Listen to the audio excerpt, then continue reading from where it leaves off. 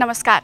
नेपाल सरकार स्वास्थ्य तथा जनसङ्ख्या मन्त्रालय, राष्ट्रिय स्वास्थ्य शिक्षा सूचना तथा सञ्चार केन्द्र र नेपाल टेलिभिजनको सहकार्यमा निर्माण गरेको कार्यक्रम स्वस्थ जीवनमा यहाँलाई स्वागत छ। दर्शकवृन्द, हरेक मानिस स्वस्थ जीवन बाँच्न चाहन्छ, रोग शोक र सङ्कटबाट टाढा हुन चाहन्छ। हरेक मानिसले स्वस्थ जीवन बाँच्नको निम्ति के कस्ता उपायहरू अवलम्बन गर्ने त? कार्यक्रम स्वस्थ जीवनमा हामी यस्तै यावत विषयवस्तुलाई समेट्ने प्रयास गर्दैछौँ। नेपालको संविधानमा पनि स्वास्थ्य मौलिक हकको रूपमा व्यवस्था गरिएको छ। त्यसैले पनि हामी यो कार्यक्रम हरेक दिन यसै समयमा लिएर आउने गरेका छौँ।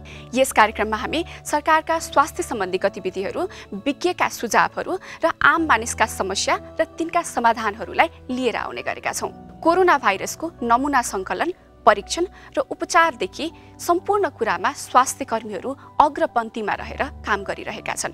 तर देशका विभिन्न भागहरूमा स्वास्थ्य कर्मीहरूमाथि नै दुर्व्यवहार भएका घटनाहरू पनि छन्। आजको पहिलो सामग्रीको रूपमा स्वास्थ्य कर्मीको अनुभवसहितको एक सामग्री प्रस्तुत गर्दैछौँ। कोरोना भाइरसको कारणले हुने कोभिड-19ले सिङ्गै संसार त्रासमा छ। के शहर के गाउँ सबैतिर डर छ। के धनी के गरिब सबैजना प्रभावित छन्। मानिसबाट मानिसमा सर्ने यो रोगबाट सबैभन्दा बढी खतरामा ती मानिसहरू छन् जो स्वयं यसबाट अरूलाई बचाउने पेशा अँगाल्छन्। तीमध्ये एक हुन् स्वास्थ्यकर्मी। हुन त बिरामीले चाहेर होइन, तर पनि रोग निको पारेपछि पाउने धन्यवादमा स्वास्थ्यकर्मीले सँगसँगै भाइरस पनि पाउँछन्। यो दुःखद कुरा हो। सावधानीमा थोरै पनि कमी भयो भने सङ्क्रमण भइहाल्छ। भएपछि न औषधि न उपचार, आत्मबल र रोग प्रतिरक्षा शक्ति बढाउनु बाहेक कुनै विकल्प छैन। फेरि यता हाम्रो समाजको दृष्टिकोण र सोचका कारण पनि स्वयं यिनै स्वास्थ्यकर्मी कहिलेकाहीँ अप्ठ्यारोमा पर्छन्। सुरुमा चाहिँ मैले घरदेखि चाहिँ गर्नुहुन्न, अझ मेन यो टेकु हस्पिटल हो नि त। टेकु भनेपछि सबैको कन्सेप्टमा चाहिँ त्यहाँ धेरै महामारी कोभिडकै पेसेन्ट हुन्छ अनि सर्छ भन्ने छ नि त।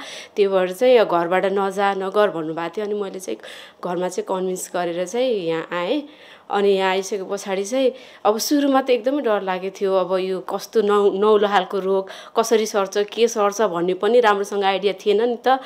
अनि त्यस गर्दाखेरि चाहिँ सुरुमा एकदमै डर लागेको थियो। अनि पछि गर्दै गएपछि चाहिँ एकदम बानी लागिसक्यो। अनि अहिले चाहिँ अलि डर चाहिँ कम हुँदै गएको छ। सुरुमा मेन कुरा हाम्रो आफूले नै राम्रोसँग प्रिकसन अपनाउन सक्यो भने चाहिँ यो कोभिड जो कोरोना भाइरसबाट चाहिँ सङ्क्रमण हुनबाट चाहिँ हामी बच्न सकिन्छ। जस्तै मेन कुरा भनेको हाम्रो ह्यान्डबाट नै धेरै ब्याक्टेरिया भाइरसहरू हुने भनेकै ह्यान्डमा हुन्छ नि त। मेन सर्वप्रथम चाहिँ मैले ह्यान्ड वासिङ गर्छु। ह्यान्ड वासिङ सँगसँगै साबुन एभाइलेबल नभएको ठाउँमा सेनिटाइज गरेर पनि गर्छु। मलाई अस्ति रुगाखोकी लागेको थियो, मेरो सिजनल रुगाखोकी थियो। तर उहाँ चाहिँ रुगाखोकी लाग्दाखेरि एकदमै तर्किने, के गर्दा पनि ऊ आयो टेकुमा गर्छ, उसलाई कोरोनै लागेको छ भन्ने तरिकाले चाहिँ अलिकति विभेद नै गरेको जस्तो मलाई फिल भएको थियो। त्यति बेला चाहिँ डाइरेक्टली मदेखि तर्किँदा अरूसँग सँगै बच्चा हुन्छ, ठुलो बुढापाका हुन्छ, अरूहरूसँग चाहिँ बाहिर घुमेर आउँदा पनि टचमा हुने। तर म हुँदाखेरि उहाँहरूलाई डर लाग्ने। सर्न त हस्पिटलबाटै नै सर्छ भन्ने पनि हुँदैन। बाहिर पसलमा जाँदा हिँड्दाखेरि पनि यो कोरोना भन्ने सहन सक्छ नि त। मान्छेहरू बाहिर हिँड्दा सर्दैन, हस्पिटलबाट चाहिँ सर्छ भन्ने कन्सेप्ट भएको भएर चाहिँ हामी यसरी उहाँहरूकै लागि, बिरामीकै लागि भनेर आफ्नो ज्यान जोखिममा राखेर पनि काम गरिरहेका छौँ। यसरी जोखिममा राखेको कारणले चाहिँ उहाँहरूले पनि हामीलाई एउटा सहानुभूति दियो भने हामीलाई अझै मोटिभेट हुन्छ नि त। त्यही भएर चाहिँ जो सपोर्ट गर्दै हुन्थ्यो जस्तो चाहिँ लाग्छ। हो, समय धेरै अप्ठ्यारो छ, दायित्व धेरै छ। सिङ्गै संसार यिनै कर्मशीलहरूको हातमा छ यतिखेर। त्यसैले यी स्वास्थ्यकर्मीलाई चुप लागेर बस्ने छुट नै छैन। परिवारलाई सम्झाएर बुझाएर सुरक्षाका उपाय अपनाएर कुशलतापूर्वक जिम्मेवारी निर्वाह गर्नुको कुनै पनि विकल्प छैन। किनकि सिङ्गो संसारमै अहिले महामारी छ र आशा गर्न सकिन्छ परिवारले पनि एक न एक दिन बुझ्छन् कि मेरो परिवारको एक सदस्य पनि यो महामारीमा मानिसको जीवन बचाउने काममा भगवान बनेर खटिरहेको छ। हामीले चाहिँ सम्झौता किन नगर्ने? जसरी यी स्वास्थ्यकर्मीको परिवार र समाजले यतिखेर बुझेको छ यिनको योगदान। हरेक मानिसको जोश, जाँगर, सफलता तथा प्रगतिमा परिवार र समाजको ठुलो हात हुन्छ। परिवारका सदस्यले गर्ने व्यवहार र समाजका व्यक्तिहरूले दिने प्रेरणा नै प्रगतिका सूत्रधार मध्येको एक हो। कोरोना भाइरसको कारण कोभिड-19ले सिंगै संसार आक्रान्त भएको यो परिप्रेक्ष्यमा जो स्वास्थ्यकर्मी मैदानमा छन् उनीहरूका परिवारले र समाजका व्यक्तिले यो कुरामा गम्भीर भएर सोच्नु अत्यन्तै जरुरी छ। सुरक्षा त पक्कै अपनाउनुपर्छ, त्यसमा कुनै सम्झौता गर्नु हुँदैन, तर यो परोपकारी काममा उत्प्रेरणा दिने सहयोग गर्ने जस्ता कुरा पनि अत्यन्तै जरुरी हुन्छ, ताकि पछिसम्म गौरव गर्न पाइयोस् कि यो दुःखको बेलामा कसैको घाउमा मलम लगाउन हाम्रो पनि भूमिका छ। जसरी परिवार र समाजको राम्रो साथ र सहयोग पाएकी यी स्वास्थ्यकर्मीको गौरव र आत्मविश्वास यहाँ स्पष्ट देखिन्छ। अब सुरुमा चाहिँ निकै डर लागेको थियो, अब आफूलाई पनि सर्ने हो कि बा म नै कोरोना इन्फेक्टेड हुने हो कि होइन, त्यो डर सँगसँगै अब आफूले चाहिँ आफ्नो कारणले गर्दा अब परिवारहरूलाई नै मैले सार्ने हो कि बा भन्ने एकदमै डर लागेको थियो होइन। तर जब अब बिस्तारै अब यो त एकदम वर्ल्ड वाइड नै बढ्दै गयो है, त्यसपछि हाम्रै पेसेन्टहरू पनि हामीलाई पनि अब केयर गर्दै गरेपछि चाहिँ जो डर चाहिँ अहिले एकदमै कम भएको छ पहिलाको तुलनामा। खासमा म चाहिँ अब आफ्नो परिवारबाट निकै टाढा बसेको छ होइन, म चाहिँ भाइ बहिनीहरूसँग बस्ने हो, तर आफैले पनि अब मेरो भाइ बहिनीहरूलाई चाहिँ मेरो थ्रुबाट नसरोस् भनेर म आफै पनि अलिकता डिस्टेन्स मेन्टेन गरेर अब छुट्टै कोठामा बस्छु, तर त्यस्तो डिस्क्रिमिनेसनहरू चाहिँ केही पनि हुन्न, त्यस्तो केही भेदभावहरू भएको छैन। सिंगो संसारकै मानव जीवन यति बेला यस कुरामा एक भएको छ कि यो महामारी विरुद्ध सबैजना एक भएका छन्, जुन बिना सफलता सम्भव पनि छैन। विशेष गरी स्वास्थ्यकर्मी, सुरक्षाकर्मी, सञ्चारकर्मी जस्ता दिनरात खट्ने अग्रपङ्क्तिका सेवकहरू स्वयं जोखिममा छन्, सँगै दायित्व पनि यिनीहरूकै बढी छ। त्यसैले हामी पनि आग्रह गर्छौं सुरक्षित रहौं, तर दायित्व नफुलौं र पन्छिन नखोजौं आफ्नो दायित्वबाट। त्यसका लागि परिवारका सदस्य र समाजका व्यक्तिले सधैँ हौसला प्रदान गरौं, सहयोग गरौं, दुर्व्यवहार कुनै पनि हालतमा नगरौं जुन कालान्तरमा हाम्रै लागि हो। संकटको बेलामा नगरे कहिले गर्ने, यसलाई सेवा गर्ने अवसरको रूपमा लिऊं। अजम्बरी कोही पनि छैन, बाचुन्जेल यस्ता काम गरौं जसले मृत्यु पर्यन्त आफ्नो कर्म र नाम बाँचिरहोस्। आफूले प्रत्यक्ष गर्नुपर्छ भन्ने छैन, जसले यस महामारीको समयमा अरूको सेवा गर्छ उनीहरूलाई सहयोग गरौं र माया गरौं, दुर्व्यवहार कदापि नगरौं, यो नै ठूलो सहयोग हो।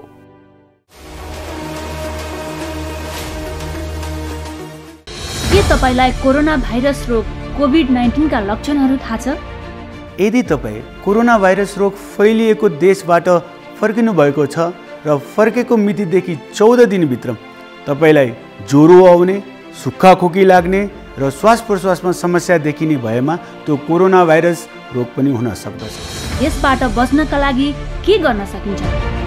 नियमित रूपमा साबुन पानीले हात धुने, खोक्दा र हाँक्सिनु गर्दा नाक मुख छोप्ने, माछा, मासु तथा अन्डा राम्ररी पकाएर खाने, सकेसम्म भिडभाडमा नजाने, जङ्गली तथा घरपालुवा पशुपक्षीसँगको असुरक्षित सम्पर्कबाट टाढा रहने, ज्वरो सहितको रुगाखोकी देखिएमा नजिकको स्वास्थ्य संस्थामा परामर्श लिने। थप जानकारी आवश्यक भएमा स्वास्थ्य मन्त्रालयका हटलाइन नम्बर 98 512 55 837 98 512 55 839 मा सम्पर्क गर्नुहोला। अहिले विश्व नै कोरोना भाइरस कोभिड-19 को महामारीबाट आक्रान्त बनेको छ।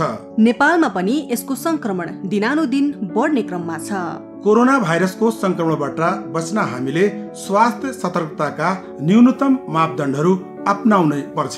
अत्यावश्यक काम बाहेक घर बाहिर ननिस्कने, निस्कनै परे कम्तीमा 2 मिटरको सामाजिक दूरी कायम गर्ने, सही किसिमले मास्कको अनिवार्य प्रयोग गर्ने र साबुन पानीले पटक पटक हात धुने वा सेनिटाइजरको प्रयोग गर्नाले हामी कोरोना भाइरसको संक्रमणबाट बच्न सक्छौं। हामी सुरक्षित रहे मात्र हाम्रा आफ्ना मान्छे सुरक्षित हुनेछन्। त्यसैले सतर्क बनौं, सुरक्षित रहौं।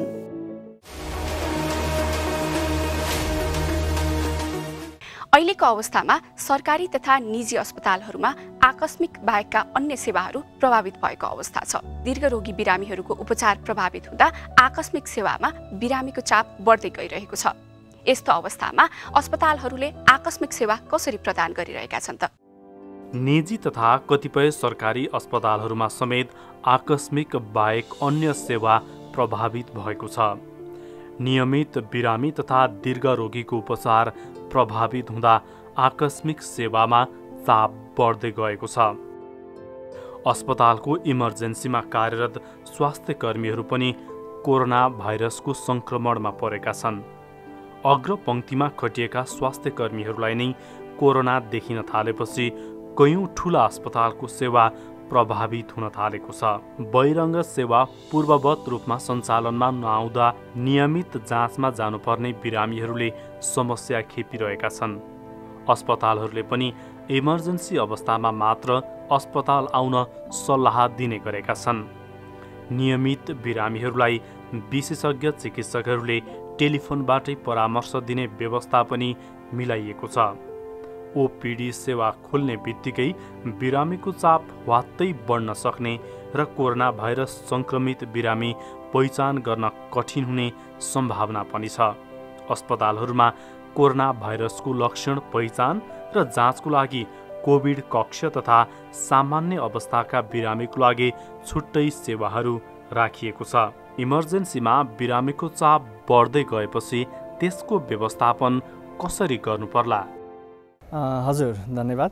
अब हाम्रो अस्पतालमा र समग्र देशभरिकै अस्पतालहरूमा विभिन्न अघिपछि भइराख्ने बिरामीहरू त रेगुलर इमर्जेन्सीमा आइराख्नु नै हुन्छ। त्यसमध्ये पनि हामीले अहिले हेरेको चाहिँ केही कम जस्तो चाहिँ लाग्छ हामीलाई, जुन चाहिँ सर्वसाधारणमा पनि अलि अस्पतालमा सकभर सानोतिनो समस्याको लागि इमर्जेन्सी नदौडिहाल्नु भन्ने चाहिँ केही ज्ञान चाहिँ भइसकेको जस्तो लाग्छ। र यसै बिचमा हामीले यो जुन कोभिडको महामारीमा पनि हामी आयौँ र कोभिडको महामारीले हाम्रो देशलाई पनि आक्रान्त बनायो र अहिले 30,000 बढीको हाराहारीमा कोभिडको सङ्क्रमणहरू देखिसकेको, 137 जनाभन्दा बढी बिरामीहरूको मृत्यु भइसकेको अवस्थामा हाम्रो इमर्जेन्सीमा पनि त्यस्तो केसहरू अब नेपालको यो काठमाडौँ बाहिर, जिल्ला बाहिरबाट पनि आउने र काठमाडौँभित्रकै बिरामीहरू पनि आउने क्रमहरू चाहिँ बढिराखेको छ।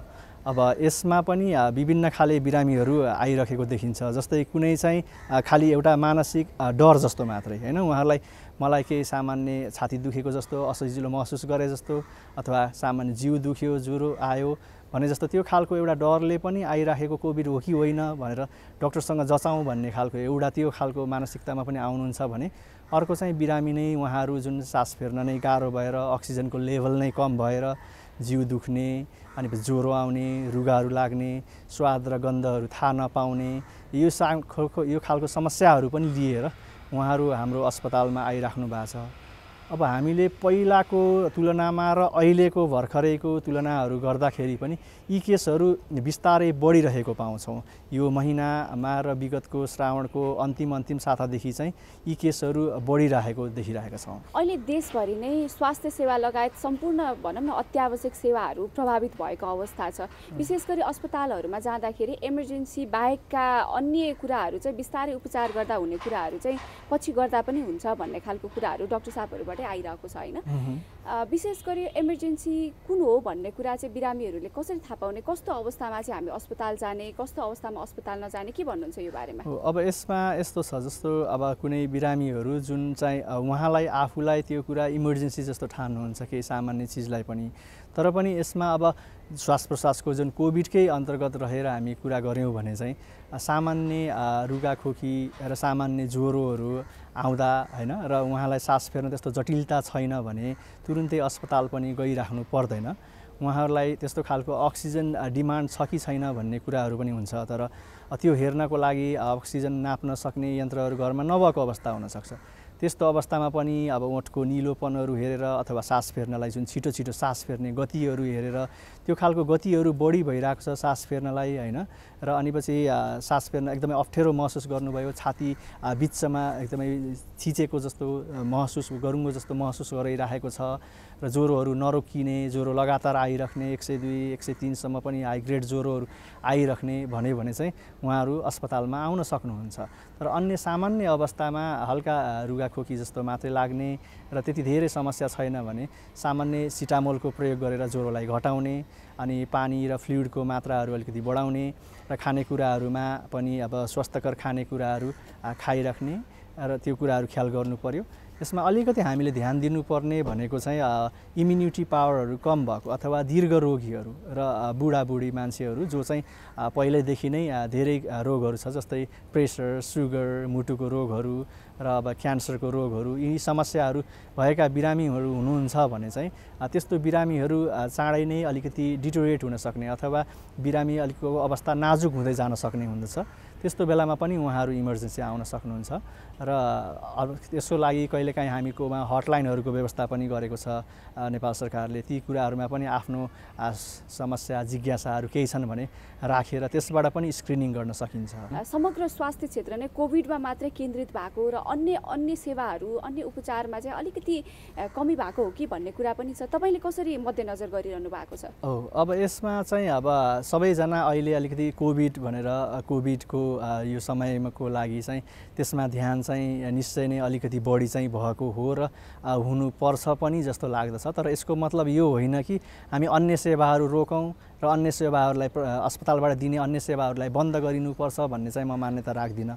किनकि हामीले त्यसमा आएका कोभिडको पेसेन्टहरूलाई राख्ने छुट्टै वार्ड हुन्छन्, तिनीहरूलाई डिफ्रेन्टली रुममा राखेर ट्रिट गरिराखिएको हुन्छ र अन्य अङ्गहरूबाट त्यो एउटा अस्पतालमा त विभिन्न खालको डिपार्टमेन्टहरू अङ्गहरू हुन्छन् र ती अङ्गहरूले गर्ने फङ्सन त डिफ्रेन्टली हुन्छ। त्यसकारण त्यो ठाउँमा बिरामी गयो जान्छ र त्यो अस्पतालमा कुनै कोभिडको बिरामी भयो भन्दैमा त्यो ठाउँमा गएर चेक गर्नु हुँदैन भन्ने चाहिँ म मान्यता राख्दिनँ र त्यसलाई सबै सटडाउन गर्नुपर्छ। एउटा कोभिडको बिरामी त्यो अस्पतालमा देखियो अथवा त्यहाँ मृत्यु भयो भन्दैमा त्यो अस्पताल नै अहिले बन्द गरेर त्यसका सेवाहरू सम्पूर्ण रूपमा बन्द गरौँ भन्न चाहिँ सकिँदैन। त्यसमा डिसइन्फेक्टेन्टको प्रक्रियाहरू हुन्छन् र निर्मलीकरण गरिसकेपछि ती चिजहरूलाई प्रयोग गर्न सकिन्छ। त्यसकारणले गर्दाखेरि सबै सेवाहरू चाहिँ बन्द नगरिकन यथावत चालु राख्नुपर्छ, जसले गर्दाखेरि आम जनता र बिरामीहरूले चाहिँ त्यो सेवाबाट वञ्चित हुन नपरोस्। अहिलेको समयमा नेपालमा पनि कोरोना भाइरसको सङ्क्रमण फैलिएको अनि निकै समय भइसक्यो। यो समयभित्र चाहिँ यहाँले इमर्जेन्सी सेवा प्रदान गरिराख्दाखेरि चाहिँ कति बिरामीहरू कोरोना सङ्क्रमित आउनु भएको छ, त्यस्तो केही तपाईँको अनुभव छ? हो, निश्चय नै। अब हामीले अहिले जुन पहिला सिम्टम्स अलिकति नदेखिकन आउने, मतलब कोरोनाका सिम्टम्सहरू देखिँदैन थिए बिरामीहरूलाई। अब अहिले हामीले यो जसको साउनको लगभग 15 गते जस्तो पछाडिपछि दोस्रो हप्तापछि भनौँ, त्यसपछि बिस्तारै बिरामीहरूमा श्वास प्रश्वासको समस्या हुने, अक्सिजन डिमान्ड हुने, ज्वरोहरू कन्ट्रोल नहुने र जिउहरू दुखेको महसुस गर्दै होइन बिरामीहरू चाहिँ पहिलाभन्दा धेरै आउन थाल्नु भएको छ। र यी चिजहरूबाट पनि हामीले कोभिडको टेस्टहरू गर्दाखेरि चाहिँ अनि पोजिटिभ पनि हामीले बढी पाइरहेका छौँ अहिले। र यसै गरी अब हामी त अलिकति टर्सरी केयर हस्पिटलमा काम गर्छौँ र टर्सरी केयर हस्पिटलमा विभिन्न जिल्लाहरूबाट रिफर गर्ने प्रचलन पनि रहिआएको छ र कति बिरामीहरूलाई हामीले देखिरहेको पनि छौँ जिल्लामा अथवा बाहिरपट्टि जुन सुविधा सम्पन्न अरू अस्पतालहरू नै हुन्छन् र त्यहाँ ट्रिटमेन्टको एउटा पार्ट जुन हाम्रो WHO को गाइडेन्स अनुसार र नेपाल सरकारले बनाएको एउटा मापदण्ड अनुरूप उपचारको प्रक्रियाहरू सुरु भइसकेको हुन्छ। तर पनि बिरामीहरू आत्तिएर अब हामीलाई हेलिकप्टरको व्यवस्था गरिदिनुहोस्, हामी काठमाडौँ आउन चाहन्छौँ, अथवा हामीलाई एम्बुलेन्सको व्यवस्था गर्नुहोस्, हामी काठमाडौँ आउन चाहन्छौँ, अब ठुलो ठाउँमा गएर उपचार गर्छु भनेर भनिराख्नुहुन्छ। उहाँहरू कति बेलामा आत्तिएको पनि हुनसक्छ। सायद त्यसमा काउन्सेलिङको केही कमी भएको हो अथवा पेसेन्ट पार्टी र पेसेन्टहरूसँग त्यो खालको सम्बन्धमा अलिक केही कमीले गर्दाखेरि उहाँहरू आफू सेक्योर हुन नसकेको अथवा राम्रोसँग मलाई अब यही नै ठिक हुन्छ भन्ने खालको नभएको हो कि जस्तो पनि देखिन्छ, जसले गर्दाखेरि क्रस मुभमेन्ट चाहिँ एकदमै बढी भइरहेको छ। अहिले बाहिरी जिल्लाबाट काठमाडौँ आउने बिरामीहरू चाहिँ धेरै हुनुहुन्छ र बिचबिचमा अहिले आज पनि हामीलाई कल आइरहेको छ। अब हामी अहिले मुगलिङमा पहिरो गएको कारण मुगलिङमा हामी रोकिरहेका छौँ, हामी बेलुकासम्म आइपुग्न सक्छौँ होला भन्ने कुराहरू छ। अब यो कारणले गर्दाखेरि हाम्रो आइसोलेसनहरू आइसोलेसन्सहरू चाहिने जुन चाहिँ भेन्टिलेटरमा जानुपर्ने केसहरू हुन्छन् उनीहरूको पनि काठमाडौँको धेरैजसो अस्पतालहरूमा बेडहरू शैय्याहरूको अभाव हुन थालेको जस्तो चाहिँ मैले महसुस गरेको छु। एउटा बिरामी तपाईँहरूको अस्पतालमा आयो भनेदेखि उसमा चाहिँ कोरोना सङ्क्रमण छ कि छैन भन्ने कुरा यहाँहरूले कसरी गर्नुहुन्छ? ओके, हामी यसमा चाहिँ अब जस्तो कुनै बिरामी आउनुभयो, हामी सबैभन्दा पहिला उहाँलाई जनरल्ली ओपिडीको रूपमा आउनु भएको छ भने फिभर क्लिनिकमा गएर त्यहाँबाट स्क्रिनिङ हुने गर्छ र इमर्जेन्सीमा आउनु भएको छ भने हामी त्यहाँ ट्रायजिङ गर्छौँ। ट्रायजिङमा हामीले क्वेसनहरू सोध्ने गर्छौँ, जस्तै कोभिडसँग सम्बन्धित साइन सिम्टम्सहरू लक्षणहरू केही छन् छैनन्, ती कुराहरूको आधारमा उहाँलाई कुन क्षेत्रबाट आउनुभएको, कोभिडको हटस्पट हो होइनदेखि उहाँका लक्षणहरू के छन् र ती लक्षणहरूसँग मिल्दाजुल्दा छन् भनेपछि हामीलाई उहाँलाई सेपरेटली पिपी लगाएको सिस्टरको माध्यमबाट उहाँहरूलाई हामीले भिन्नै रुममा लैजान्छौँ। त्यो चाहिँ हाम्रो डेडिकेटेड पाथवे हुन्छ, त्यो पाथबाट फलो गर्दै लाग्छौँ, जुन पाथबाट चाहिँ अन्य सामान्य बिरामीहरू त्यो भित्र छिराइँदैन र त्यो रुममा राखेर हामी आफू पनि प्रोटेक्टिभ पेपरमा पिपिईहरू लगाएर हामी त्यसलाई ट्रिटमेन्टको पार्टहरू चाहिँ सुरु गर्छौँ। अब बिरामीहरूको कुरा गर्दाखेरि नि डाक्टर साहब दुईवटा कुरा हुन्छ। एउटा बिरामी कोभिड भएको व्यक्तिलाई अन्य रोगहरू लाग्न सक्छ अथवा अन्य रोग लागेका व्यक्तिहरूलाई पछि कोभिड हुन सक्छ। यस्ता बिरामीहरूलाई चाहिँ उपचार कसरी गर्ने गरेका छौँ हामीले? अब जस्तो हामी कोभिड र नन कोभिड भनेर छुट्याउने गर्छौँ। जसले है हामीलाई केही शङ्का छ, त्यो छ केही बिरामीहरूमा त्यो अघि भनेका लक्षणहरू जस्ता चिजहरू देखिरहेको छ भनेपछि सेपरेटली उहाँलाई हामीले छुट्टै क्याबिन जस्तो रुममा सिङ्गल रुमहरूमा राखिरहेको हुन्छौँ। त्यहाँ चाहिँ हामीले स्क्रिनिङ गर्छौँ र त्यहाँबाट उहाँको पिसिआर पठाउँछौँ र पिसिआर पोजिटिभ छ भन्यो भने त्यही अनुसार नै हामी ट्रिटमेन्ट उहाँको सुरु गर्छौँ आइसोलेसनमै राखेर। र यदि छैन भन्यो भने चाहिँ हामीले उहाँलाई जेनरल बेडमा सार्ने हो अथवा कहाँ बस्न चाहनुहुन्छ त्यो खालको सुविधाहरू दिएर उहाँको उपचारहरू चाहिँ सुरु गरिरहेको हुन्छौँ। यसमा हामीले अस्पतालमा धेरैजसो क्रस कन्टामिनेसन हुने सम्भावनाहरू हाम्रो अस्पतालमा चाहिँ कम छ यो हेर्दाखेरि, किनकि हामीले हाम्रो म्यानेजमेन्ट नै त्यसरी गरिरहेका छौँ कोभिड र नन कोभिड पेसेन्टलाई हेर्ने तरिकामा। अब कुनै ठाउँमा अब संरचनाको अभावहरूमा यी कुराहरूले गर्दाखेरि क्रस कन्टामिनेसन हुन सक्ने सम्भावना रहला, तर पनि हर स्वास्थ्य कर्मीहरू यो कुरामा सचेत हुनुहुन्छ कि उहाँहरूले अरू बिरामी र अन्य बिरामीलाई कसरी नसारौँ भन्ने कुरामा त निकै नै गम्भीर हुनुहुन्छ। एउटा चिकित्सकको हिसाबले कोरोनालाई यहाँले कसरी हेरिराख्नु भएको छ, व्यक्तिगत आफ्नो सेफ्टी कसरी गरिरहनु भएको छ? अब यो कुराहरूमा हामीले हेर्दाखेरि चाहिँ जस्तो सुरुमा अब कोभिडको बिरामीहरू कम हुँदाखेरि मान्छेहरूमा बढी अलि त्रास चाहिँ बढी नै थियो जस्तो लाग्छ म आफूले हेर्दाखेरि पनि हैन। अब डराउने खालको थियो। बिस्तारै अब कोभिड के हो, कोभिडका लक्षणहरू के हुन्, कोभिडबाट बच्नको लागि के गर्नुपर्छ भन्ने कुराको जनचेतना बढिसकेको जस्तो पाउँछौँ, किनकि सामाजिक सञ्जालदेखि लिएर टेलिभिजन, पत्रिका र विभिन्न इन्टरभ्यूहरू सुनेर पनि मान्छेहरूले यो कुरामा ज्ञान हासिल गरिसकेका छन्। र यो ज्ञान हासिल गरिसकेपछि अब हामी आफू स्वास्थ्यकर्मीको हिसाबमा गर्ने भनेको मेन चाहिँ हामीले सामाजिक दूरी कायम गर्न खोज्ने हो। र हामी अस्पतालमा त बिरामीसँग सामाजिक दूरी त्यति धेरै कायम गर्न सक्दैनौँ र त्यसको लागि हामीले पर्सनल प्रोटेक्टिभ इक्विपमेन्ट भन्छौँ हामीले, पिपिई जुन चाहिँ गाउनको रूपमा देखिन्छ त्यो पिपिई लगाएको हुन्छौँ र नाकमा मुखमा छोपिने गरी मास्कहरू लगाइरहेका हुन्छौँ, ग्लोभ्सहरू लगाइरहेको हुन्छ। यसरी प्रत्यक्ष रूपमा बिरामीसँग आउने श्वास प्रश्वासको ड्रपलेटसँग बच्नको लागि गरिने उपायहरू प्रयोग गरेर नै हामी बिरामीहरू हेर्ने गर्दछौँ। हजुर, अहिले पछिल्लो समयमा चाहिँ धेरै स्वास्थ्य कर्मीहरूमा पनि कोरोना सङ्क्रमण देखिएको अवस्था छ। यो सबै कुरालाई मध्यनजर गर्दाखेरि यहाँको व्यक्तिगत अनुभव, परिवारको अनुभव, परिवारले के भन्नुहुन्छ, के छ त्यसको अनुभूति? हो, निश्चय नै। अब हामी पनि स्वास्थ्यकर्मी भए पनि स्वास्थ्यकर्मी अस्पतालबाट घर बाहिर जाँदा अथवा घरमा बस्दाखेरि चाहिँ उहाँहरूले हामीलाई आम रूपमा आफ्नो छोरा नाति हैन भाइ भतिजाकै रूपमा लिनुहुन्छ र उहाँहरू पनि अलि बस्नुपर्छ, कोभिड सर्यो भने मरिहालिन्छ भन्ने खालको चाहिँ एउटा खालको व्हिम जस्तो त्यो खालको सोचाइ जस्तो उत्पन्न उहाँहरूलाई भइरहेको हुन्छ। तर हामीले जुन गर्ने प्र्याक्टिस हुन्छ अथवा डाक्टरले जुन रूपमा बिरामीलाई हेर्दा र सामान्य रूपमा अरू बिरामीहरूसँग सम्पर्क गर्दाखेरि अपनाउनु पर्ने विधिहरू हामीले पूर्ण रूपमा अपनाइरहेको हुन्छ। त्यति गर्दैको बावजुद पनि केही स्वास्थ्यकर्मीहरू सङ्क्रमित भएको हुनुहुन्छ, यसमा हामीलाई दुःख लागिरहेको छ। तर पनि अब यो चिजमा कति बेलामा हामीले अब होइन होला यसलाई कोभिड छैन होला अथवा यो एकैछिनमा हामी कुरा गर्दा अथवा छुँदा मात्रै र केही जमघट गर्दा मात्रै कोभिड सर्दैन कि भन्ने खालको एउटा त्यत्तिकै मान्छेहरूलाई त्यो पनि लाग्न सक्छ। तर त्यस्तो चाहिँ होइन। ती कुराहरूमा हामी सावधानी अपनायौँ र हात धुने, अनि पछि सोसियल डिस्टेन्सिङको कुरा, अनि पछि यदि ह्यान्ड सेनिटाइजरहरूको प्रयोग गर्ने, पिपिई लगाउने र नाक मुख छोप्ने गरी राम्रोसँग मास्क लगायौँ भने चाहिँ हामी यी कुराहरूबाट चाहिँ बस्न सक्छौँ, त्यति डराउनु चाहिँ पर्दैन। अस्पतालको प्राङ्गणबाट बाहिर गइसकेपछि स्वास्थ्य कर्मीहरूलाई तपाईँलाई व्यक्तिगत रूपमा चाहिँ कस्तो खालको व्यवहार मान्छेहरूले गरेको पाउनुहुन्छ, परिवारहरूले के सोच्नुहुन्छ, अस्पताल भयो नजानुहोस् भन्ने खालको कुराहरू पनि आउँछन् कि आउँदैनन्, के छ कुरा? अब त्यो कुरा हजुरलाई भन्दाखेरि अब सुरुमा त्यस्तो खालको लाग्न सक्छ र लाग्थ्यो पनि परिवारहरूलाई कि किन छुट्टी मिल्दैन र घरमा बसे हुँदैन र भन्ने कुरा। तर हामी त के भन्छ जनताको स्वास्थ्यसँग प्रत्यक्ष रूपमा जोडिएर यही काम गर्छौँ भनेर आइसकेपछि हामी त्यसबाट टाढा भाग्न अवस्था चाहिँ रहँदैन र हामी कुनै पनि स्वास्थ्य कर्मीहरू त्यसरी भागेका पनि छैनन् हैन, किनकि प्रत्यक्ष रूपमा उहाँहरू खटिएर लिएर नै त्यो कुराहरूमा काम गरिराख्नु भएको छ। अब यो यति गर्दा गर्दै पनि बावजुदहरू हामीले विभिन्न मिडियाहरूमा पनि देख्ने गर्छौँ, घरबाट निकाल्ने, डेरामा बस्नलाई अप्ठ्यारो गर्ने, तपाईँहरू छोडेर जानुहोस् भन्ने, होइन, यो खालको यो त फल्नु अस्पतालमा काम गर्छ अरे, त्यहाँ त कोभिडको बिरामीहरू राख्ने गर्छन्, होइन, त्यो ठाउँबाट आएको रहेछ नि त यो मान्छे, यो डक्टर भनेर त्यो कुराहरू गर्ने भन्ने खालकोहरू केही हदसम्म त्यस्तो कुराहरू पनि सुनिएको छ र भनिएको छ।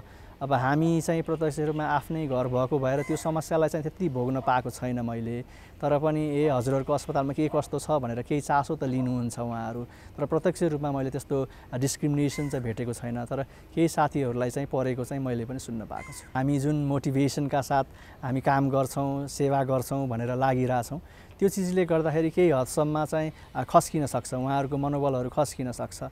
तर कति डाक्टर, चिकित्सक, स्वास्थ्य कर्मीहरू सबैले बुझ्नुहुन्छ कि यो कुराहरू चाहिँ नहुनुपर्ने हो, तर पनि विभिन्न सबैको एउटा थट लेभल चाहिँ सेम पनि हुँदैन र उहाँहरूले पनि नबुझेरै यो कुरा गर्नु भएको होला भनेर उहाँहरू दत्तचित्त भएर नै आफ्नो सेवामा लाग्नुहुन्छ। तर पनि म रिक्वेस्ट गर्छु कि सर्वसाधारण सबैलाई, चिकित्सकहरू, स्वास्थ्य कर्मीहरू जसलाई हामी यो कोभिडको बारेमा काम गर्नको लागि लागिराख्नु भएको छ, उहाँहरूको मनोबल चाहिँ नघटाइदिनुहोस् भनेर। अस्पतालमा कोरोना संक्रमण भएका बिरामीहरू पनि आएका होलान्, म जाउँ कि नजाउँ भन्ने खालको दुविधा पनि हुनसक्छ, के मेसेज दिन चाहनुहुन्छ बिरामीहरूलाई? अब यो कुराहरूमा के छ भन्दाखेरि सम्पूर्ण अब बिरामीहरूलाई तपाईँलाई अति आवश्यक छ, होइन, अब अस्पताल जानुपर्छ तपाईँको रोगको लागि भने रोग लुकाएर चाहिँ नबसिराख्नुहोस्। तपाईँलाई रोग जटिल भएको कुरा कति बेला थाहा नहुन पनि सक्छ र कोभिड अस्पतालमा र कोभिडको बिरामी उपचार गर्ने दुईटै मिक्स खालको अस्पतालहरूमा, होइन, सबै सेग्रिगेट गरेको हुन्छ, मतलब डिफ्रेन्टली त्यो ठाउँहरूमा उनीहरूलाई एकै ठाउँमा राखेर उपचार गर्ने भन्ने चाहिँ होइन, किन त्यसको लागि सङ्क्रमण नफैलियोस् भनेर हरेक सावधानी अपनाइएको हुन्छ र त्यसैले गर्दाखेरि सम्पूर्ण अरू बिरामीहरू डराएर घरमै बसिराख्नु चाहिँ भएन। यदि उहाँहरूलाई त्यस्तो खालको जटिल समस्या छ भने अस्पतालमा चाहिँ पुग्नुहोस्, त्यसमा चाहिँ डराउनु पर्ने आवश्यकता देखिँदैन। स्वास्थ्य कर्मीहरू एक हिसाबले खटिरहनु भएको छ आफ्नो सेवामा, सरकारबाट, जनताबाट के अपेक्षा छ? कोरोना एक्लैले त लड्न सकिँदैन, जित्न सकिँदैन, के भन्नुहुन्छ? यसमा निश्चय पनि लड्न सकिँदैन, यो सबै सामूहिक कर्तव्य हो हामीहरूको। त्यसैले जनताहरू अहिले जुन हामीले बाहिर जथाभावी ननिस्कौँ, भिडभाड नगरौँ, सामाजिक दूरीहरू कायम गरौँ, मास्कको प्रयोग गऱ्यौँ, उचित प्रयोग गरौँ, हातहरू साबुन पानीले धुउँ, छैन सेनिटाइजरहरू छ भने सेनिटाइजरको युज गरौँ भन्ने कुराहरू, एटलिस्ट सोसियल डिस्टेन्सिङ, ती कुराहरू कुरा छौँ।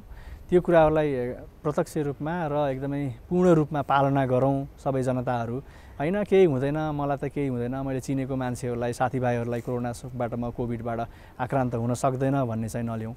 अब हाम्रो सरकारको तर्फबाट पनि यसमा प्रयासहरू भइरहेका छन्, हामीले नै सुन्ने गर्छौँ, एकजना कोभिड पेसेन्ट भेटाउनको लागि हाम्रो सरकारको 1 लाखभन्दा बढी खर्च भइरहेको छ भन्ने कुरा। यसै गरी सरकारले अब आइसोलेसनको बेडहरू थप्ने कुराहरू पनि गरिरहेको छ। अझ मेरो प्रत्यक्ष विचारमा पनि कोभिड अस्पतालकै रूपमा जहाँ चाहिँ प्रत्यक्ष रूपमा कोभिडको बिरामीहरू मात्रै हेर्न सक्ने र त्यो खालको सुविधाहरू, एटलिस्ट पनि अक्सिजन लेभलको मात्राहरू चाहिँ हेरेर अक्सिजन प्रत्यक्ष रूपमा पुर्याइराख्न सक्ने खालको छुट्टै अस्पतालहरू पनि खोजेर त्यो खालको व्यवस्था गर्न सकियो भने चाहिँ आम जनतामा भएको त्रासलाई पनि हटाउन सकिने र एकासी रूपमा कोभिडको लक्षणहरू सहितका बिरामीहरू बढे भने त्यसको लागि पनि हामी पूर्व तयारी भएर बस्न सक्थ्यौँ भन्ने लाग्छ र त्यो कुराहरू हुँदै पनि गइरहेको जस्तो मैले महसुस गरिरहेको छु।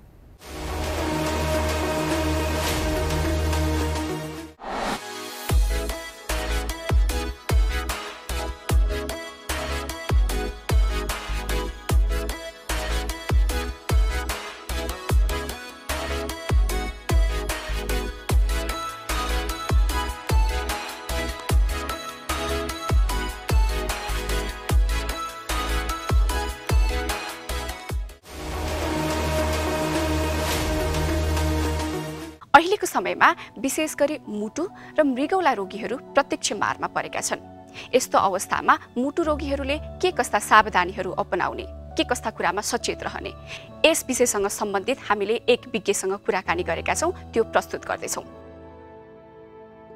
कोरोना संक्रमणका कारण खास गरी मुटु, मृगौला तथा क्यान्सर जस्ता दीर्घ रोगका बिरामीहरू प्रत्यक्ष मारमा परेका छन्, जसमध्ये मुटुका रोगी अझ उच्च जोखिममा पर्दछन्। विश्व स्वास्थ्य सङ्गठनले 60 वर्ष उमेर कटेका ज्येष्ठ नागरिक, दीर्घ रोगी जस्तै मुटुका रोगी, उच्च रक्तचाप, मधुमेह, श्वास प्रश्वास आदिका बिरामी कोरोनाको उच्च जोखिमको समूहमा राखेको छ। उनीहरूमा रोग प्रतिरोधात्मक क्षमता कम हुने भएकोले कोरोना संक्रमणको उच्च जोखिममा पर्ने चिकित्सकहरू बताउँछन्। विश्व नै कोरोना भाइरसको संक्रमणको चपेटामा परेको बेला त्यस्ता दीर्घ रोगीले सम्भव भएसम्म स्थानीय क्षेत्रकै चिकित्सकहरूसँग सल्लाह लिएर उपचार तथा औषधिको व्यवस्था गरिरहेका छन्। नेपालमा पनि कोरोना भाइरसको जोखिम बढेसँगै हरेक समूहका मानिसले यसबाट बच्न विभिन्न सावधानी अपनाउन थालेका छन्। कोरोनाको संक्रमणका कारण मुटु रोगीको मुटु फेल भएर मृत्यु हुन सक्ने विशेषज्ञहरूको भनाइ छ। कोरोना भाइरसले मुटुको मांसपेशीलाई कमजोर बनाउँछ। मुटु रोगी कोरोनाको संक्रमणबाट कसरी उच्च जोखिममा पर्छन् र कसरी सतर्कता अपनाउने, यही विषयमा हामीले मुटु रोग विशेषज्ञ डाक्टर प्रकाश राज रेग्मीसँग कुराकानी गरेका छौँ। डाक्टर सबभन्दा पहिला कार्यक्रम यहाँलाई हार्दिक स्वागत छ। हस्, धन्यवाद, नमस्कार। यो विषम परिस्थितिमा पनि स्टुडियोमा आइदिनु भयो, धेरै महत्त्वपूर्ण कुराकानी हो यो। हामी कुराकानी सुरु गरौँ अब। अहिले हामी कोभिड-19 को सङ्क्रमणमा छौँ, अर्थात् कोभिड-19 को प्रकोपमा छौँ होइन। यो कोभिड-19 भएको अर्थात् यो कोरोना सङ्क्रमणको यो जोखिमको अवस्थामा मुटु रोगीहरूले चाहिँ के कुरामा ध्यान दिनुपर्छ? अब अहिले यो कोरोनाको महामारीको अवस्था छ। अब विश्वमै धेरै मानिसहरू हताहत भइसके। अब 2 करोडभन्दा बढी मानिसहरूको अब यसबाट सङ्क्रमण भइसक्यो। 7 लाखभन्दा बढी मानिसहरू मरिसके। नेपालमा पनि अब अहिले यो प्रकोप एकदमै बढिराखेको छ। हाम्रो अब पिक पुगिसकेको छैन, अब त्यही अब एकदमै बढ्ने क्रममा हामी छौँ र यसबाट सबैभन्दा बढी प्रभावित भनेको मुटुका रोगीहरू हुनुहुन्छ। अब प्रश्न उठ्छ, किन त मुटुका रोगीहरू बढी प्रभावित हुने यसबाट? मतलब कि जति मानिसहरूको मृत्यु भइराखेको छ, त्यो मृत्यु हुनेहरूमध्ये 20% मानिसहरू यो मुटुका रोगीहरू भएको फेला परेको छ। अब यो कारण के छ भने नेपालको डाटा कि अन्तर्राष्ट्रिय डाटा? यो अन्तर्राष्ट्रिय डाटा हो कि जति कोभिड-19बाट मानिसहरूको मृत्यु भइराखेको छ, तिनीहरूमध्ये धन्नै 20% चाहिँ मुटुको रोगबाट प्रभावित भएको देखिएको छ। भनेको मतलब मुटुका रोगीहरू बढी मरिरहेछन् अहिलेको परिस्थितिमा। यसको पछाडि कारण छ। यो कारण के छ भन्दाखेरि एउटा त यो कोरोना भाइरसले मुटुलाई 3 प्रकारले असर गर्छ। एउटा मुटुको मांसपेशीलाई कमजोर बनाइदिन्छ, जसले गर्दाखेरि मुटु राम्रोसँग पम्प गर्न सक्दैन अनि हार्ट फेल हुन्छ। एउटा तरिका त्यो हो। अर्को पक्ष यो कोरोना भाइरसले गर्दाखेरि मुटुका रक्तनलीहरू जुन छन् त्यसभित्र रगत जम्ने बनाइदिन्छ। अब रगत जमेपछि के हुन्छ? रक्त सञ्चालन अवरोध हुन्छ अनि हार्ट अट्याक हुन्छ, हृदयघात हुन्छ। अब हृदयघात भएपछि पनि फेरि मुटुले राम्रोसँग पम्प गर्न सक्दैन, हार्ट फेल हुन्छ अनि मानिसको मृत्यु हुन्छ। यो दोस्रो हो। अब तेस्रो के छ भने यो कोरोना भाइरसको कारणले गर्दाखेरि मुटुको धड्कनमा चाहिँ गडबडी उत्पन्न हुन्छ। अब मुटुको धड्कन बेसरी गडबड भयो भने फेरि मुटुले राम्रोसँग पम्प गर्न सक्दैन, हार्ट फेल हुन्छ अनि मानिसको मृत्यु। छिटो हुन्छ कि ढिलो हुन्छ यो सङ्क्रमणपछि? अब यो के हुन्छ त भन्दाखेरि सङ्क्रमण भइसकेपछि धेरै जसलाई अहिले के भएको देखेको छौँ हामीले? न्युमोनिया भएको देखेका छौँ। अब न्युमोनिया हुने बित्तिकै के हुन्छ?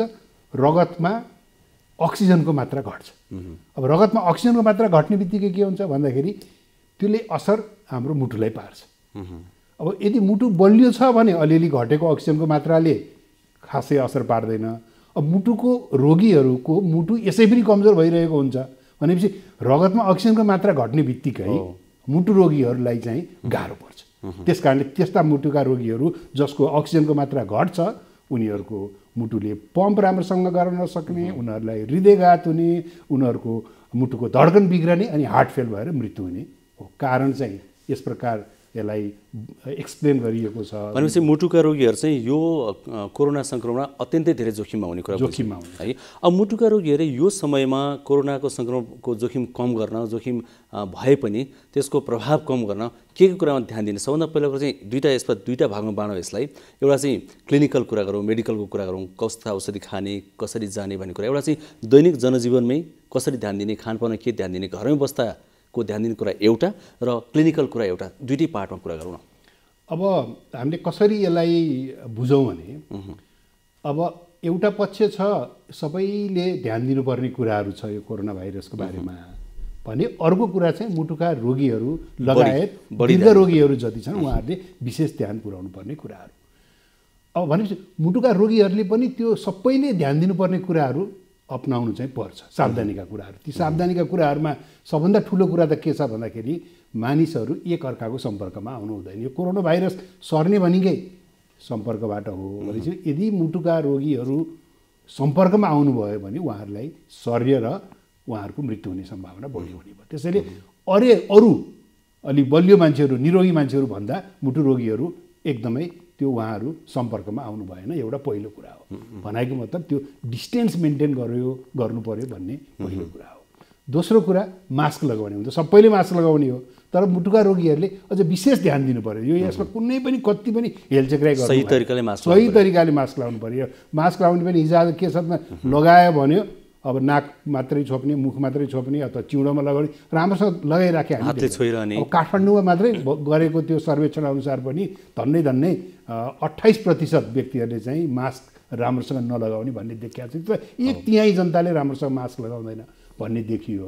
त्यसैले मास्क राम्रोसँग लगाउने, नाक पनि छोप्ने, मुख पनि छोप्ने, अब त्यो हातले चाहिँ अब त्यो मास्कलाई नछुने, त्यो हातले अब मास्क लगाउँदा झिक्दाखेरि त्यो पछाडि कानमा अड्काउने भागमा मात्रै छुने है, हातलाई चाहिँ मुखमा नलगिरहने, प्रत्येकपल्ट मास्क छुँदा हात धोएर मात्रै छुने, मास्क छोइसकेपछि पनि फेरि हात धुने, मतलब हातले राम्रोसँग धोइरहने साबुन पानीले अथवा सेनिटाइजरले राम्रोसँग पखाल्ने। भनेपछि यो सबैले अपनाउनु पर्ने यो 3टा कुरा जसलाई हामी यस भनेर भन्छौँ, सोसियल डिस्टेन्सिङ, मास्क र सेनिटाइजर। 3टा कुरा चाहिँ सबैले गर्नु पर्यो। र अब मुटुका रोगीहरूले विशेष गरी उहाँहरूले जुन औषधिहरूको सेवन गरिरहनु भएको छ, त्यो औषधिको सेवनहरू अब लकडाउनको अवस्था छ, औषधि सकिएला घरमा भनेपछि औषधिको सेवन स्टक राख्नु पर्यो। औषधि सकिन लाग्यो भने तुरन्त गएर किन्न पर्यो। औषधि पसलहरू त खुलै छन्, यहाँ लकडाउनमा औषधि पसल बन्द हुने भन्ने कुरा छैन। त्यसैले औषधि पसलमा गएर औषधि किन्न जान लागेको भनेर प्रेसक्रिप्सन देखाएपछि पुलिसले पनि छोडिदिन्छ। नजिकको औषधि पसलमा जाने, यदि नजिकको औषधि पसलमा जाँदाखेरि औषधि डाक्टरले लेखिदिएको औषधि पाएन भने के गर्न सकिन्छ भने त्यस्तै मिल्दोजुल्दो औषधि हुनसक्छ, औषधि छोड्न हुन्न पाएन, त्यहाँबाट औषधि पसललाई ल डाक्टर साहबले फोन गरिदेऊ भन्ने, आफ्नो डक्टरको फोन त हुन्छ त्यहाँ है, डक्टरलाई फोन गर्ने, फोन गरेर चाहिँ यो औषधि पाइएन, यसको औषधिको सट्टा कुन खाउँ भनेर चाहिँ त्यसको सट्टापट्टा औषधि पनि गर्न सकिन्छ। त्यो अर्को पक्ष हो। र अर्को कुरा मुटुका रोगीहरूले आफ्नो जीवनशैलीमा एकदमै धेरै ध्यान दिनुपर्छ है, जीवनशैली, स्वस्थ जीवनशैली। किनभने शरीर बलियो भयो भने यो रोगका जीवाणुहरूले आक्रमण कमै गर्छ। मतलब शरीरको इम्युनिटी पावर बढाउनको लागि रोगीहरूले एकदमै ध्यान दिनुपर्छ। त्यसको लागि के गर्ने त भन्दाखेरि त्यसमा आहारको कुरा आउँछ, हामीले हेल्दी डाइट भन्छौँ। अब त्यसमा चाहिँ के हुनु पर्यो भन्दाखेरि त्यसमा फलफुल भयो, सागसब्जी, गेडागुडी, माछा मासु, दुध फुल यस्ता कुराहरू प्रशस्त मात्रामा हुनु पर्यो। खानामा जङ्क फुड हुन भएन, हेर्नुहोस्, तयारी खानेकुराहरू, पाकेटमा राखेका खानेकुराहरू, बोतलमा भरिएर आएका पेय पदार्थहरू, फ्राई गरेका आइटमहरू, धेरै नुन भएको, धेरै गुलियो भएका, धेरै चिल्लो भएका खाद्य पदार्थहरू, यसले के गर्छ भन्दाखेरि यसले शरीरलाई कमजोर बनाउँछ, शरीरको इम्युनिटी पावर घटाउँछ। त्यसैले जङ्क फुड खान भएन, ताजा खाना खानु पर्यो, पौष्टिक तत्त्व भएरहरू मिसिएको खाना खानु पर्यो, भिटामिन सी भएको खानाहरू प्रशस्त खानु पर्यो, जिङ्क भएको खाना खानु पर्यो, घाममा बस्नु पर्यो, बिहानको समयमा घाममा बस्नु पर्यो, जसले हामीलाई भिटामिन डी दिन्छ। भिटामिन डीले पनि शरीरको इम्युनिटी पावर बढाउँछ। त्यसैले खानामा ध्यान दिने एउटा कुरा। अर्को कुरा व्यायाम, दैनिक हलुका आधा घन्टा व्यायाम गर्ने र निन्द्रा राम्रो चाहिन्छ। हेर्नु 6 देखि 8 घन्टाको निद्रा हामीले रोगीहरूलाई यो तपाईँले निसुत्नुपर्छ। धेरै निद्रा नलाग्ने समस्या छ। त्यो राति निद्रा लागेन भने दिउँसो सुत्नु चाहिँ हुन्छ कि हुँदैन? त्यो पनि हुन्छ, नहुने होइन। अब राति निद्रा लागेन दिउँसो निद्रा लाग्छ भने सुते हुन्छ। मानिसले एक दिनमा 6 देखि 8 घन्टाको निद्रा आवश्यक पर्छ दिमागलाई रेस्ट पुग्नको लागि।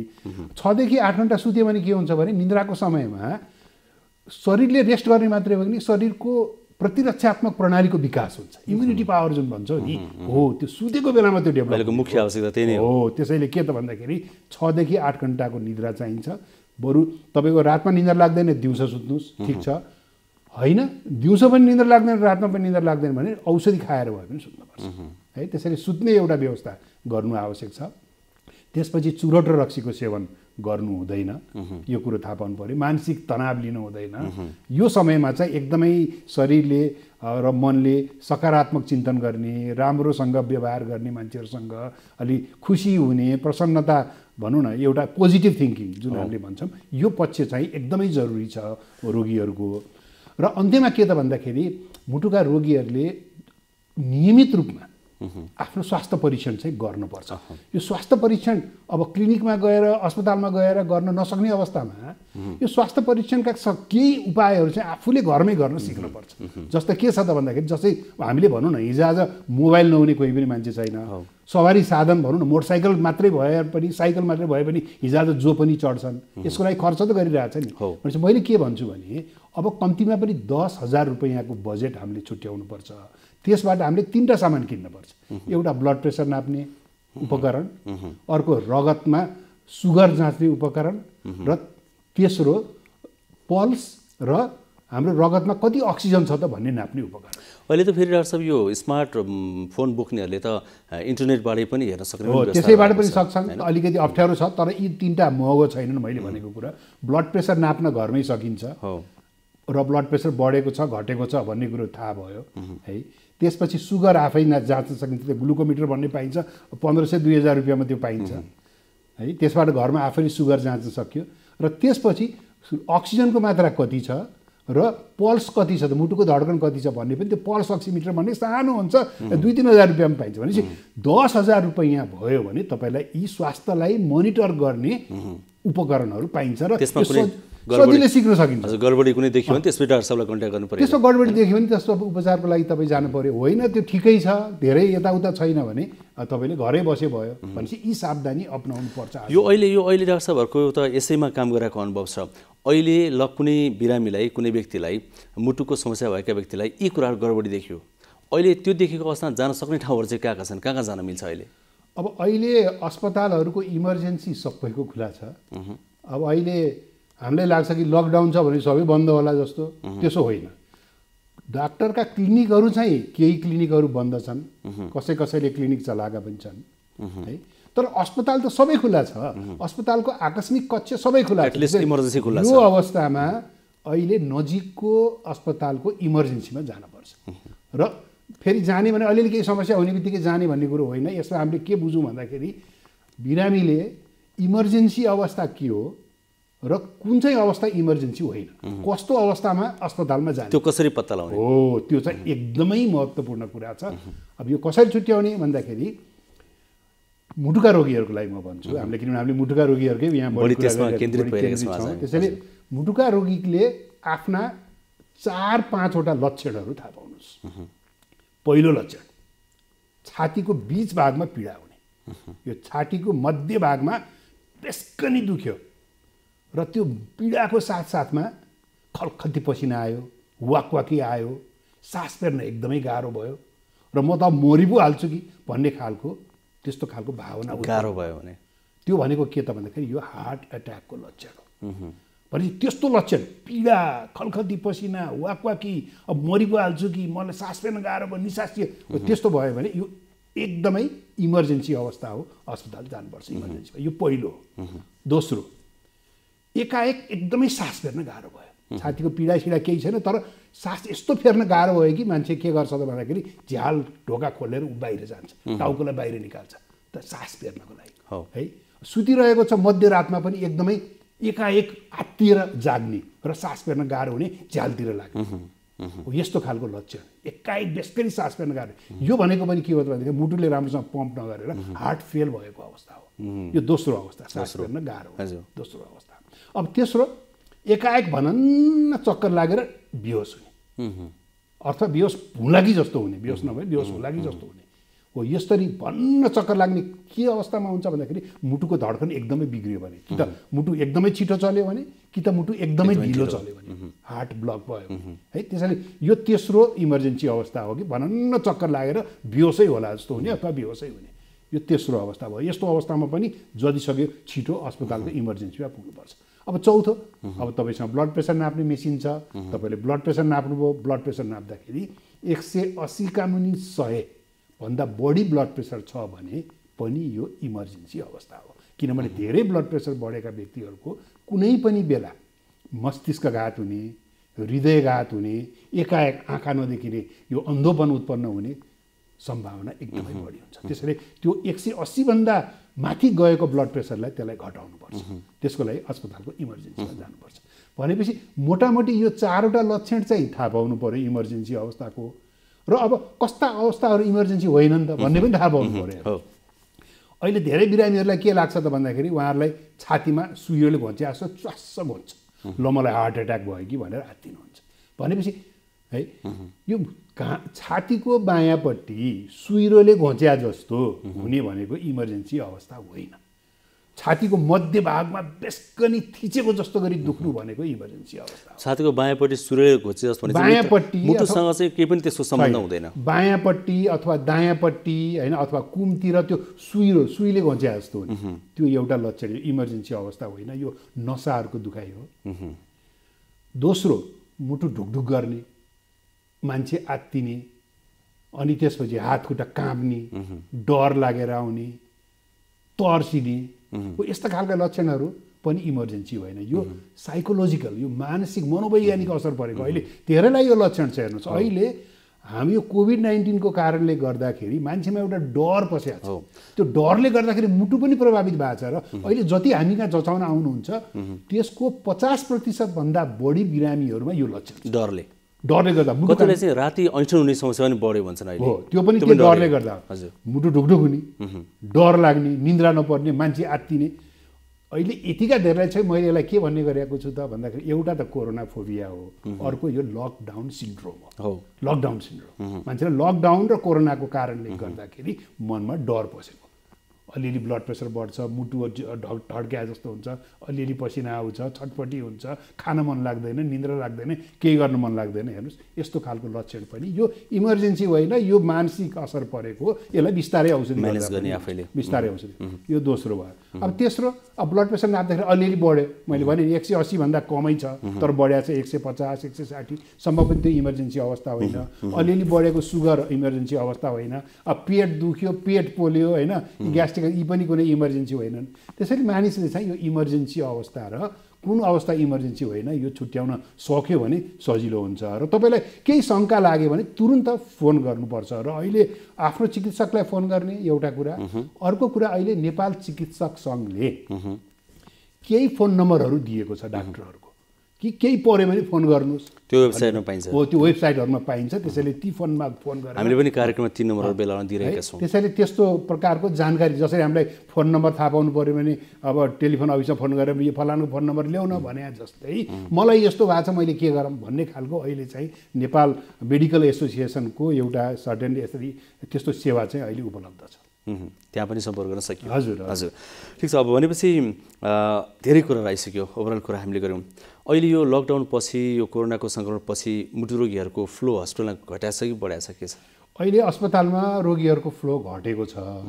किन घटेको छ भन्दाखेरि एक त हामीले भनिरहेछौँ नि, अस्पताल नआउनुहोस्, अस्पताल नआउनुहोस्, बाहिर ननिक्लनुहोस्, घरमै बस्नुहोस्, जबसम्म इमर्जेन्सी पर्दैन नआउनुहोस्। त्यो फ्लो घटेको कारणले हामी भन्न सक्छौँ कि रोगीहरू नै रोग नै कम भएको भन्ने अवस्था छैन? रोग त होइन। अहिले त मैले के भन्छु भने रोगै कम भएको अवस्था छ। किन त भन्दाखेरि मानिसहरू घरमै बस्नु भएको छ भनेपछि मानिसहरूको लाइफस्टाइल राम्रो भएको छ, घरमै पकाएको खाना खानु भएको छ, रेस्टुरेन्टहरू बन्द छ, जङ्क फुड खान पाउनु भएन भनौँ न, कमसेकम घरमै पकाएको ताजा खाना खानु भएको छ एउटा कुरा।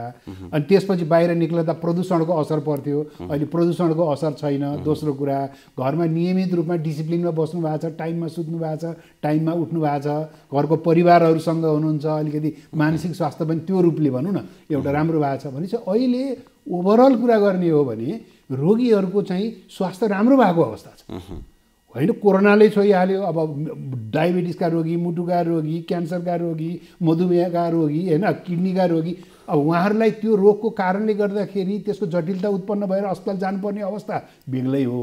तर सबैजसो व्यक्तिहरूको अहिले घरमा बस्दाखेरिको स्वास्थ्य पहिलाको भन्दा राम्रो छ। हजुर, यो सकारात्मक कुरा, यो सकारात्मक कुरा। हजुर, डाक्टर साहब, अर्को कुरा, जसले औषधि सेवन गरिरहनु भएको छ मुटु रोगीहरूले, त्यो औषधिहरू चाहिँ जुन सेवन गरेको त्यही कन्टिन्यू गर्दा फरक पर्छ कि पर्दैन? यो कोरोना भाइरसले त्यसमा चाहिँ सङ्क्रमणको सम्भावना कतिको बढी हुन्छ या औषधि परिवर्तन गर्नुपर्छ कि सल्लाह कहाँ लिने, के गर्ने त्यो अवस्थामा चाहिँ? अब यो पनि एकदमै राम्रो प्रश्न हो, किनभने अहिले सुरुमा के भयो भने एउटा जानकारी भनौँ न एकदमै त्यो इन्फर्मेसन चाहिँ फैलियो। कस्तो प्रकारको त भन्दाखेरि यो ब्लड प्रेसरका औषधिहरूले, ब्लड प्रेसरका थुप्रै औषधिहरू छन्, त्यसमध्ये एउटा ग्रुप भनौँ न एउटा समूहका औषधिहरूले यो कोरोना भाइरसको सङ्क्रमणलाई एकदम बढाउँछ भन्ने खालको कुरा आयो र चाहिँ त्यो खाइरहेका बिरामीहरू चाहिँ एकदमै सङ्कटमा पऱ्यो। अब के गर्ने त? त्रास फैल्यो। त्यस्तै प्रकारले कोलेस्ट्रोल घटाउने औषधि, यो कोलेस्ट्रोल घटाउने औषधिले पनि कोरोना भाइरसलाई त झन् बढाउँछ अरे भन्ने खालको त्यो पनि एउटा त्रासको कुरो आयो, इन्फर्मेसन आयो। र यसलाई चाहिँ विश्व स्वास्थ्य सङ्गठनले अहिले पछिल्लो समयमा यसो होइन भनेर चाहिँ स्पष्ट पारेको अवस्था छ। त्यसैले अहिले मुटुका रोगीहरू जसले उच्च रक्तचापको औषधि खाइरहनु भएको छ, जसले चाहिँ हार्ट फेलियरको औषधि खानु भएको छ, जसले कोलेस्ट्रोल घटाउने औषधि खाइरहनु भएको छ, उहाँहरूले चाहिँ चिन्ता गर्नुपर्ने अवस्था छैन, डराउनु पर्ने अवस्था छैन। यी औषधिहरूलाई यसको सेवन चाहिँ जारी नै राख्नुपर्छ र यो औषधिको सेवनले यो कोरोना भाइरसको सङ्क्रमणलाई बढाउनलाई कुनै पनि यसले भनौँ न यसले भूमिका खेल्दैन भन्ने कुरा चाहिँ अहिले यो बुझ्नुपर्ने जरुरी। हजुर हजुर हजुर हुन्छ डाक्टर साहब, धेरै धेरै धन्यवाद, एकदमै महत्त्वपूर्ण कुराकानी भयो, हार्दिक धन्यवाद दिन्छु यहाँलाई। हस्, धेरै धेरै धन्यवाद। हजुर।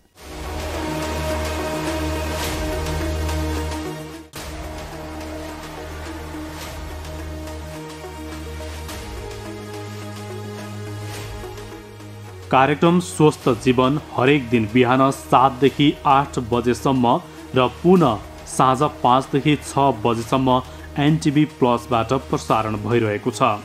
स्वास्थ्य सम्बन्धी यहाँहरूको कुनै जिज्ञासा या समस्या भएमा हामी सम्बन्धित विज्ञहरूबाट समाधान खोज्नेछौँ र कार्यक्रममा प्रसारण गर्नेछौँ। यसका लागि हामीलाई सम्पर्क गर्ने माध्यमहरू यस प्रकार छन्: फोन, एसएमएस र भाइबरका लागि 9843 5293 97, इमेल swasthjivan@ntb.org.np। यस कार्यक्रमको बारेमा आफ्ना सल्लाह, सुझाव र प्रतिक्रिया पनि यहाँहरूले यिनै माध्यम मार्फत दिन सक्नुहुन्छ। साथै कार्यक्रममा के कस्ता सामग्री, विषय वा विज्ञलाई समेट्नु पर्ला भन्ने विषयमा पनि सुझाव दिन सक्नुहुन्छ। कार्यक्रम यहाँहरूले एनटिभी प्लससँगै यी अन्य सामाजिक सञ्जालहरू मार्फत पनि हेर्न सक्नुहुनेछ। YouTube Nepal television, mobile application Nepal television, Facebook facebook.com/neptv2041।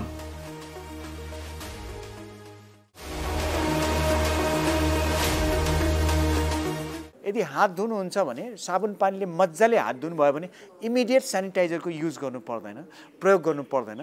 यदि तपाईँले सेनिटाइजरको प्रयोग गर्नुहुन्छ भने इमिडिएट हात धुन आवश्यक पनि छैन, किनभने तपाईँले फेरि सेनिटाइजर प्रयोग गर्दा हात धुँदाखेरि सर्टेन प्रिकसन जस्तो सर्टेन नियमहरू सबै ठाउँमा पुग्ने गरी हात धुने र सेनिटाइजर प्रयोग गर्दा पनि सबै ठाउँमा पुग्ने गरी गर्ने र सेनिटाइजर प्रयोग गर्ने बित्तिकै हात धुनुपर्छ भन्ने छैन र हात धोइने बित्तिकै फेरि सेनिटाइजर प्रयोग गर्नुपर्ने भन्ने छैन। यदि तपाईँ नर्मली कतैतिर छुनुहुन्छ, कतैतिर तपाईँ एक्सपोज हुनुहुन्छ भने त्यो कन्डिसनमा मात्रै तपाईँले एकखेप साबुन पानीले मजाले हात धुन सक्नुहुन्छ र हात धुने बित्तिकै सेनिटाइजरको प्रयोग गर्न आवश्यक छैन। दर्शकवृन्द, हामी कार्यक्रमको अन्तिमतर्फ आइसकेका छौँ। यहाँहरूले यो कार्यक्रम हरेक दिन यसै समयमा हेर्न सक्नुहुनेछ। यहाँहरूले यो कार्यक्रम नेपाल टेलिभिजनको वेबसाइट, एप र युट्युबमा पनि हेर्न सक्नुहुनेछ। साथै यहाँहरूसँग कुनै पनि समस्या, जिज्ञासा र प्रतिक्रियाहरू छन् भनेदेखि हाम्रो नेपाल टेलिभिजनको सम्पर्क गर्ने माध्यमहरू मार्फत हामीलाई सम्पर्क गर्न सक्नुहुनेछ। आजको लागि कार्यक्रम यति नै। हवस् त, नमस्कार।